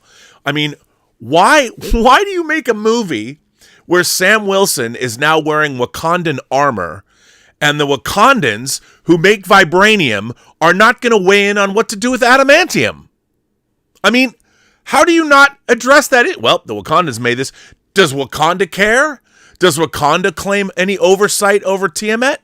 What about the Atlanteans? Wouldn't they want something? How do you make a movie called Brave New World and not involve Marvel nations that are unique to the MCU? I mean, it boggles my mind. I mean, God, bring the Dora Milaje in. Bring M'Baku in. Why wouldn't Wakanda be a part of this? I mean, they're the ones that know how to keep a lid on resources. Half the MCU stories involving Wakanda was them going after people that were trying to rip off vibranium. And you watch this going, what the fuck, guys? Come on, man. I'm better than this. You're better than this. Give me something that I can hang my hat on. It's incredibly frustrating to watch this. I can't see if that's hang on. Is that Carnell or Carmel? I'm getting your name. I don't want to get it wrong. It's Carmel, right? Carmel? When do you think Disney Marvel will right the wrongs of what they did to Rhodey? Don Cheadle deserves better than being reduced to an afterthought, 100%. And he was going to be the star of... And also, he's military. He's military. I mean, Captain America was military in World War II, but Sam Wilson is military. And we saw Rhodey in Falcon and Winter Soldier. Where was Don Cheadle? Why wasn't he in that movie? I mean, these are questions that astute viewers, which we all are, should be asking themselves. And when the people that are making the movie aren't asking themselves these questions, there's a problem. I mean, hell, Marvel should have a fan line where people can call in. Maybe they can even hire a switchboard and have the switchboard put the best questions through into some recorded thing. I mean, these are questions that should have been addressed at the story level. And it's no wonder that the movie was shot 3 times, because the audience who's watching this, the audience is way more aware of what's going on in the MCU than the people that made this movie. Way more aware. I'd be willing to bet that the director of this, Jonas, I don't know how to pronounce his last name, did he watch all 34 MCU movies? I mean, he is credited as a writer on the script. Swack Props says, rest in peace, Xevious, a hugely talented artist gone too soon. Absolutely, 100%. By the way, if you haven't ever checked out Swack Props' Etsy store, Swack Props makes in-universe products from your favorite movies. One of my favorite things, he makes a banger map of the Misty Mountains and Middle-earth, and where you can even use black light and the runes show up. Incredible. Guy does incredible work. He makes Grail Diaries from Last Crusade. He makes books from the Ninth Gate. He does so many amazing things. Go check out Swack Props. He's in the chat now. Go tell him I sent you, and go check out his Etsy store. Guy's amazing. If you want a unique gift to give a friend, anything he makes, incredible. He makes Rorschach's Diary. Thomas Logan says, don't ever come back here. You get in there and fight, Carl. Don't take promises. Bust their old rules if you have to. And when it gets hard, and it will, don't quit on me. Ever. Carl Lumley, legend. That's another thing. Carl Lumley, the relationship that he has with Sam, that Bradley has with Wilson in the movie, is one of the greatest things about the movie. And you sideline him and turn him into an assassin and throw him back into jail. That guy should have been he should have been out there fighting the good fight with Sam and Falcon, the 3 of them. Lethal Weapon style. Castle Grace Skull says, where are Major Chai Chai's gauntlets? We want to see them. Love from Canada. I will get them. I will bring them to you. I promise. Skiz Spivak Esquire gifted 5 Burnettwork memberships. Why, thank you, Skiz. Very much appreciate that. Brian Erdy, Apple TV had the complete 2004 Battlestar Galactica for $10. Grabbed it and did a rewatch. I'd forgotten how good that show was, for the most part. Michelle Forbes killed it as Admiral Kane. Great score, too. Yeah, Battlestar Galactica had a worldview and had characters. And might I mention that Katie Sackhoff, Starbuck herself, is in 2 episodes of True Noir, the Assassination of Anton Cermak, the audio drama that I directed, the fully immersive audio drama, written by Mystery Writers of America Grandmaster Max Allan Collins, who wrote the graphic novel Road to Perdition that the movie was based on. But Katie Sackhoff kills it. And believe it or not, she has a sex scene in my audio drama. Go figure. That was not on my bingo card in 2024, but it happened. And that was Brian Erdy's 3rd super chat on a live stream. The Jughead, 77 for 20 pounds, man. Thank you. Greetings, Rob. I think it was a mistake for the MCU to pass on the Captain America mantle onto Sam. Steve Rogers is Captain America. Affirmative action Captain America, laugh out loud. Sorry, Anthony, will not be popular. I don't know. I think that the one thing that you can take away from Captain America, Brave New World, is I think Anthony Mackie can wield. I thought he was great. I thought his performance was great. I really liked him. He just wasn't given anything to do. He's reacting. He needs to be like, yeah, he had all these heroic action scenes, but he was always reacting. And they needed him to get into a position of leadership. And you know what?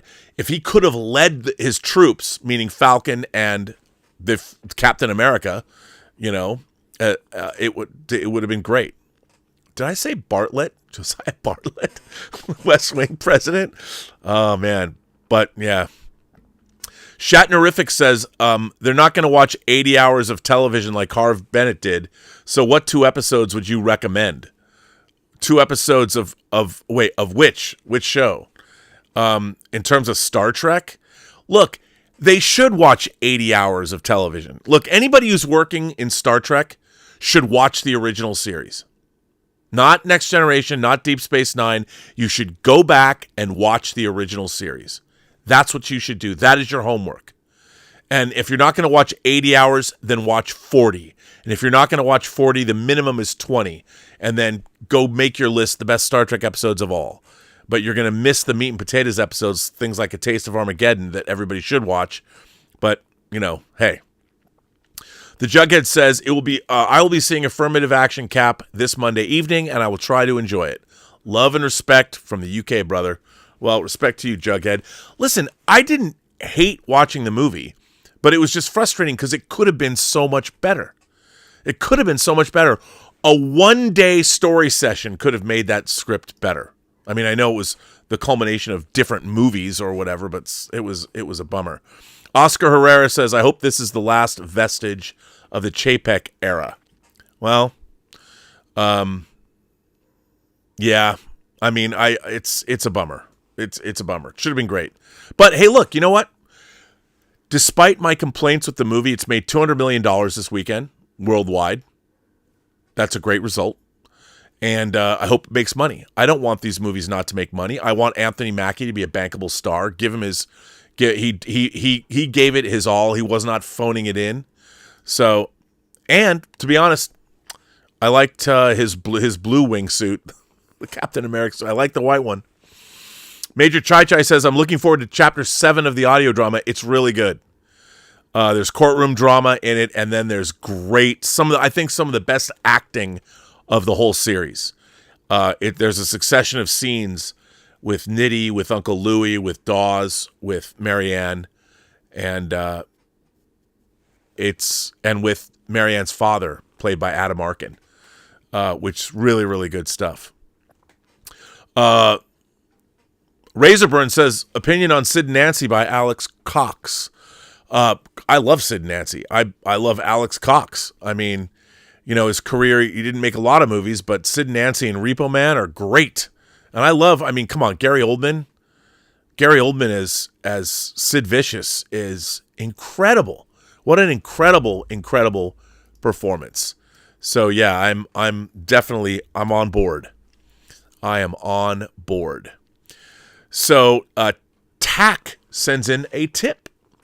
Says, time to admit it, the 70s was the best era of films. Amazing films made by ambitious creatives who had the knowledge and aid of the golden age of filmmakers, the golden age film workers from the 40s to the 60s, without the censorship or creative restrictions they once had. You lived in heaven.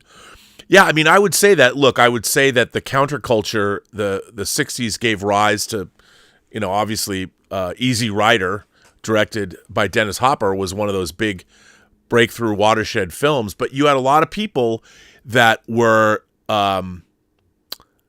They were learned people, they were, it was a different time. And people were, like, back then, people were reading philosophy. They were doing all kinds of things. The counterculture, they had the beat poets of the 50s.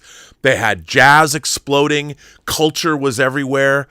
There were people that there was a lot going on socially in the world. And it's different now, because everyone's in an echo chamber. But back then, you had to go out and find your people. And so it was just a different time. And it was, I don't know if it was better, but it was just different. Coach Sipping Jamba Juice says, heard the Orville is coming back for season 4. I hope so. Thomas Logan says, Carl Lumley's solo Cap vehicle set in the 1950s Korea. Well, Carl Lumley's probably a little too old for that. But I love that idea. You maybe have... I mean, that would have been a great thing to see. Like, you could have even counterpointed something that was going on in Korea and had a younger actor playing Bradley at the time and counterpointed. There were so many things you could have done. And it really... There was much potential there. I do have... There's one article that's really long that I will spare you from, but it's down in the description. With the tip link, there's another. You can see the articles that I wanted to read. But I'm going to read. Actually, I think I might have even read this article once before, but it's not very long. I'm going to read it again. And I think it's worth checking out. So here's another article I want to read on genre. It's from April 19th, 2018, and it's from Ned Hayes and his blog. And the article on writing, what we talk about when we talk about genre.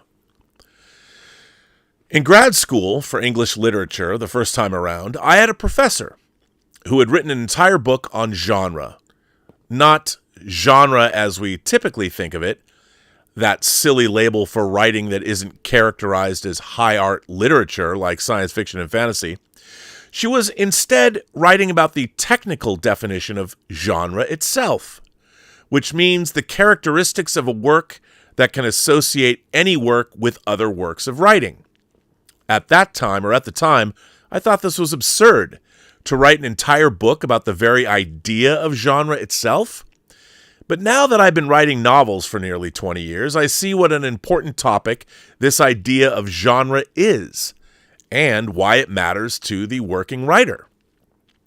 As I discuss my work in progress with other writers and interested readers, the more I realize what a crucial role knowledge of genre plays in a writer's mind, or knowledge of the IP.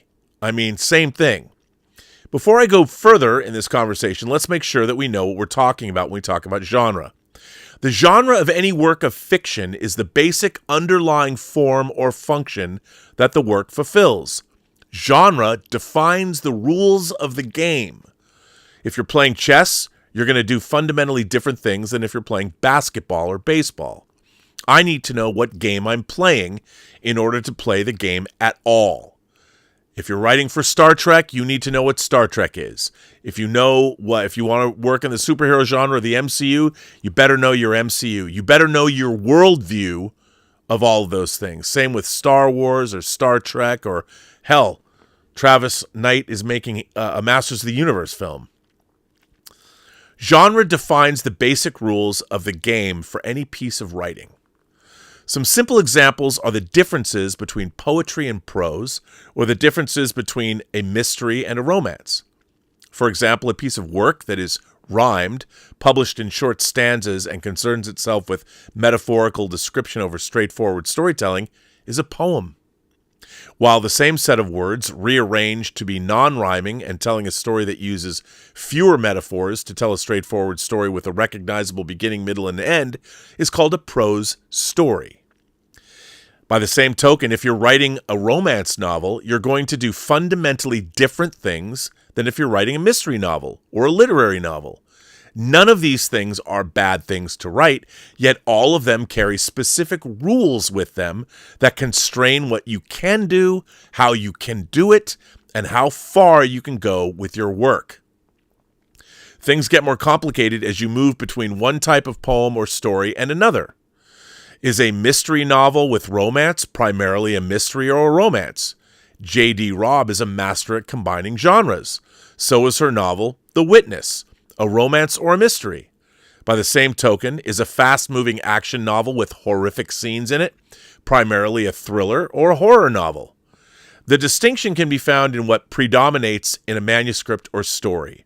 If the romance is the preeminent element of a story, it's a romance, regardless of other elements that are interpolated throughout the story. By the same token, if the psychological and visceral elements that make a good horror novel resonate in the reader are the predominant elements, then a book is a horror novel, regardless of what else is happening in the book. What do we talk about when we talk about genre? To start with, unless we understand the genre we're working within, we miscommunicate. Amen. So are half the writers that are working in IPs today. If I'm trying to write a children's fantasy book, there are constraints and rules around this genre. If I'm trying to write a mystery, there are also rules. You can play with the rules, even violate the rules, but you must notify the reader that you're intentionally doing so, or you look like just a dumb writer who can't play the game very well. Hello, Rings of Power. Hello, Star Trek. Hello, Doctor Who. Hello, Star Wars The Acolyte. Now, what's really interesting about genre is that you can play within a genre, but most readers won't even realize you're working with that genre on a conscious level. Yet, because you're fulfilling the requirements of the genre, they're still satisfied by how you've built the story. I'd argue, for example, that my novel The Eagle Tree is a romance. The way it is a romance is that the entire story focuses on one person, March Wong's, love for and obsession with a tree. The romance is between a boy and a tree. Within the romance convention, a writer starts with the love interest early in the story. I begin this romance on page 1, and then most of the novel is concerned with the obstacles that emerge between the two lovers, to separate them. This is also true of The Eagle Tree. But the idea, now I want to read a book about someone in love with a tree. Not in that way. But the idea of critical importance in romance, the thing that makes a romance a romance, is that there must be consummation. The lovers must finally come together in some meaningful way. And I also carefully adhere to this genre convention, as my main character manages to climb the tree he loves by the end of the book. If I'd broken the romance rules in the novel, my readers might have felt cheated, even if they did not consciously realize they were reading a romance. Tim Powers' grand and world-spanning novel Declare is a great example of a true master combining genres. In Declare, Tim Powers combines elements of espionage-driven spy thriller with fantasy. Ha! Go figure. The book is both a spy thriller and a horrific sorceress story of magical hijinks that reach across a century of secret warfare. Yet, at the core, this interesting novel doesn't work unless it is fulfilling all the rules of the spy thriller. Amen. A secret mission needs to be fulfilled, espionage action needs to take place, action needs to include uncovering and or killing enemy agents, and there needs to be compartmentalized cells that fight against each other. And in the end, all the action needs to have world-shaking consequences for the secret agency that is funding their activities. And in the modern age of Jean Le Carré novels, the entire aura has to be one of moral ambiguity and ethical gray zones. All of these things happen in Declare, and this solid fulfillment of genre expectations are fundamentally why Declare is so successful as a novel. The sorcery is secondary in Declare, as are superpowers in, say, Winter Soldier or Brave New World.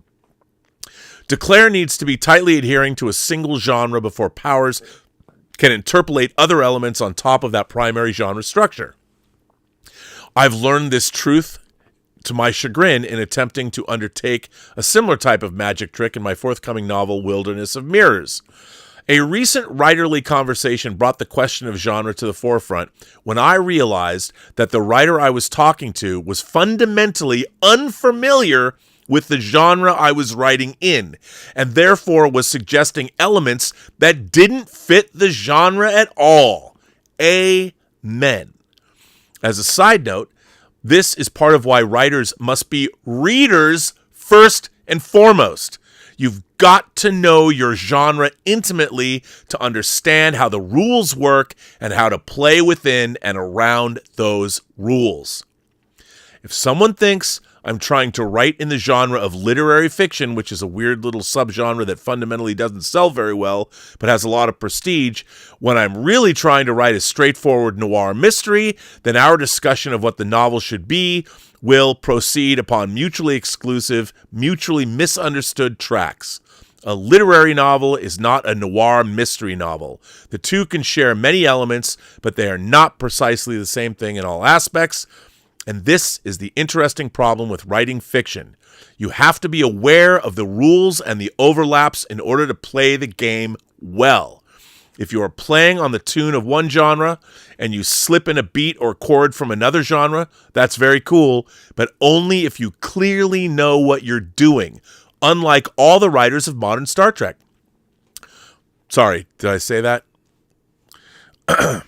If it feels at all happenstance or slipshod to the reader, then the reader feels cheated and uncertain, like every episode of Strange New Worlds. The reader stops trusting the writer, and at that point, all is lost. Like, well, much of the MCU.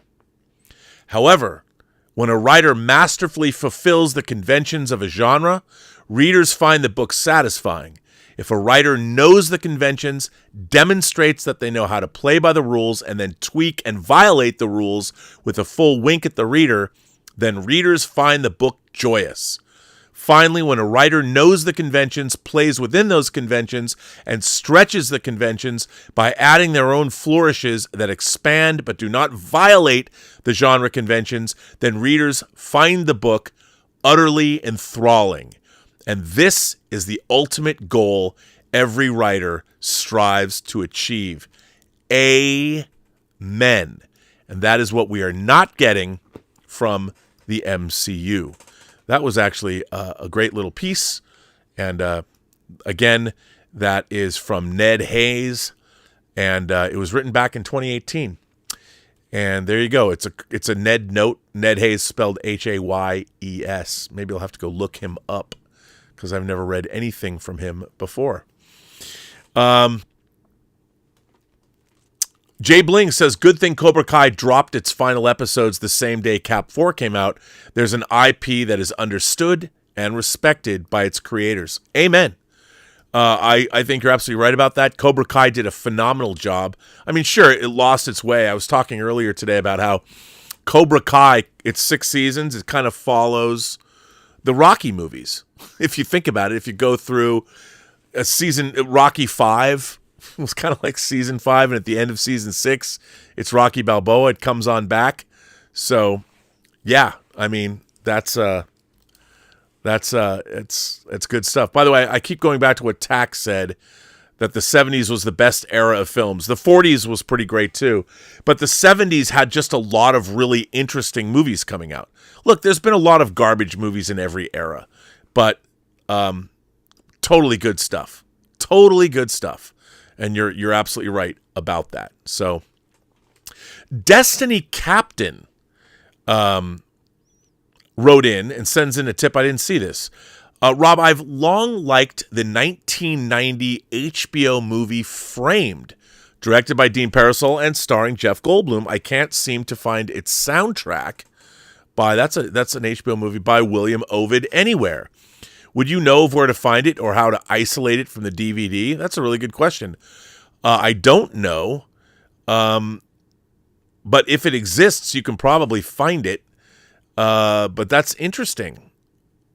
I don't know. I'd have to see. I don't know the movie, but that's a good question. If there's a soundtrack out there, it can be found. Somebody's got it. And I probably know the 6 people in the world that do have it. I will ask. So, the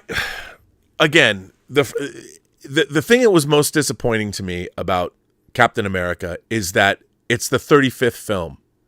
By this time, the MCU should be putting out banger after banger after banger. And producer friends have told me that it's really hard to do that. And I agree. But the thing is, Marvel has incredible amounts of source material to look at, to go to. And it's amazing that they don't consult these things. And it's amazing that they're not charting their own mythology, their own worldview. And I find it frustrating. And I think all of you as viewers find it frustrating too, because you know what? Nobody wants to dislike these movies. Nobody wants to dislike Star Wars or Doctor Who. I certainly don't like to dislike or want to dislike Star Trek. We all want them to be great. We all look forward to these movies. Even the biggest detractors of all these films want to secretly like them, with the exception of Snyder Bros. They do not want to like James Gunn's Spider-Man movie. Well, I understand. So, but anyway, so by the way, the Japanese, everybody should look this up. You should incorporate this. 1001 Johnny gave this to me. Sekai-kan. Sekai-kan, it's spelled Sekai-kan. Sekai-kan. And it it is the idea of worldview. And if you're going to become, and I think, and when 1001 Johnny brought this up to me, I think the reason why Japanese manga and a lot of anime more than ever before has really overshadowed the American comic industry is the creators who are working within manga and who are working within anime understand Sekakan. Somebody have to forgive my pronunciation, but the idea of worldview, the same way that the writers of Rings of Power, look, to be fair, the writers of Rings of Power were not allowed to use the Silmarillion. They had to go in and make up their own stories. But again, when you're making up your own stories, what you're doing, and this is the problem with modern writing, is if you're working in someone else's creation, the impulse is to make it, everybody wants to make their art more their own. But if you're working within the confines of Middle-earth, you have to honor Professor Tolkien first. You know, as long as you honor the worldview, then go in and figure out how to tell a story within that. But they decided to fundamentally change the worldview of, I mean, that's the real question you have to ask. And I've heard people say, well, why shouldn't we be able to do this? And I'm like, you can. You go create your own. If you're working within someone else's IP, your fealty should be to the IP, to the worldview of the IP. Don't go and change things. Yeah, the Force doesn't surround us and bind us. It's a thread. It's a rope. You don't get to do that. It wasn't yours. You know, you have to live up. Otherwise, don't take the gig. So, at least that's kind of the way I see it. I don't know. What do you guys think? I don't know, but tell me. I want to know. Well, listen, everyone. This was a fun show. I'm glad everybody tuned in. A lot of people here tonight. I want to thank all the new members. I want to thank everybody who works on this show. Again, I want to dedicate this show to Christopher Roberts, Xevious, as you know, from the top of the show. And if you want to see what I think is a great story well told, even though, yes, I co-created the show, I directed and edited this audio drama. If you like audio dramas, run on over to truenoir.co. And I am working with one of the best scripts I've ever worked with. Now, it is a noir detective thriller set in 1932 and 1933, but it stars Michael Rosenbaum, your favorite Lex Luthor from Smallville, playing Nathan Heller in a tour de force performance. Katie Sackhoff is in it. Anthony LaPaglia plays Al Capone. David Strathairn plays Frank Nitti. You've got Bill Smitrovich, who is in Michael Mann's Crime Story, playing Uncle Lewis Heller. You have Bill Sadler, who originated the character of Sloan on Star Trek Deep Space Nine, or who played Death in Bill and Ted's Bogus Journey, playing General Dawes. I mean, it's an incredible cast. Jeffrey Combs, Dr. Herbert West, plays Anton Cermak. C. Thomas Howell is in it. I promise you, it is a Chris Carr, if you watch the John Campea show, doing a great job. It has a cast that you will recognize and some great voices, and I've put my all into it. I couldn't talk mad shit about other people's stories if I wasn't making stories of my own for everybody out there who is a discerning story consumer. And I want to thank Max Allan Collins for writing the greatest script I've ever worked with, and that includes scripts that I've written, which don't hold a candle to what Max gave me to work with. So, truenoir.co, and even if you don't want to buy the show right now, go to the website, see who's in it, check it out, and it even gives you links for Max Allan Collins. We have a video series that goes along with the audio drama called The History Behind the Mystery, and you can see how well thought out Max's work really is. And on that note, I want to thank my moderating staff. I want to thank everybody who, led by Tom Jr. Jackson, and everybody in the chat. We have one of the great chats on YouTube. I want to thank everybody. So, and everyone else. Thanks for being here. I really appreciate your continued patronage. That's kind of what Anton Cermak does in the story to Franklin Delano Roosevelt.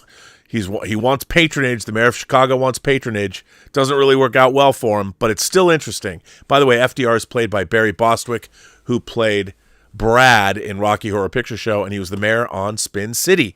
He also did the voice of Turtle, the hero of my favorite animated movie of all time, Fantastic Planet from 1973. So there you go. Remember, every person you meet has a story to tell that you have yet to hear.